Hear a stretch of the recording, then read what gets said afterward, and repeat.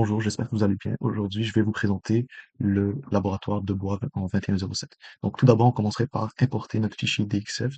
On l'a déjà fait, mais on tient juste à vous montrer le fichier de base. Donc, en temps réel, on peut importer, mais ça ressemble à ça, la planche à découper. Par après, ce qu'on fait, c'est on peut voir que le type de matériel, on peut voir le type de matériel qui peut être changé. Donc, Birch Plywood. Ici, on a les dimensions de notre feuille, donc 12 pouces par 8 pouces, avec une épaisseur, ce qui est très important, de un demi-pouce. Donc, ça, c'est très important puisque nos vis de fixation vont dépendre de cette épaisseur.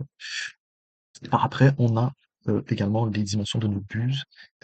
Ici, encore, c'est beaucoup trop épais. On va souvent opter pour quelque chose de plus fin, surtout lorsqu'on fait euh, des, surtout lorsqu'on fait de la mise en forme sur une feuille aussi petite. Donc, c'est du 8 pouces par 12 pouces.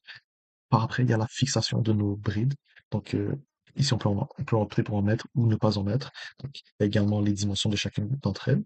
Nous, on s'est dit que possiblement cette pièce sera soumise à des expéditions. Donc, il y a des risques de choc lors d'une expédition, lors d'un shipping. Et donc, on s'est dit que ce serait intéressant de mettre des brides de fixation à certains endroits où la pièce est plus vulnérable. Donc, ça, c'est très important.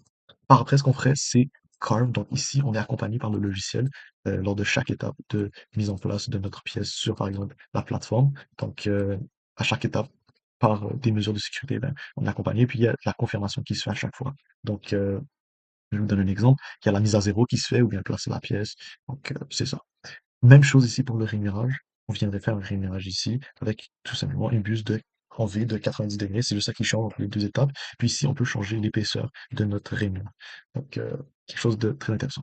Et pour finir, ici, on tenait à vous mentionner que euh, nos bras de fixation donc, doivent être légèrement angulaires pour pouvoir être engagés à notre pièce lorsqu'on visse celui-ci sur la plateforme.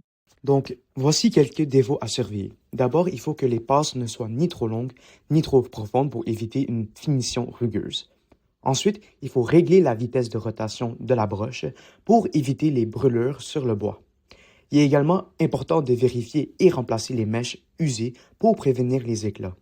Enfin, il faut calibrer fréquemment la machine et vérifier les dimensions dans le fichier DXF. L'équipe vous remercie pour cette session et vous souhaite de joyeuses fêtes. Merci beaucoup.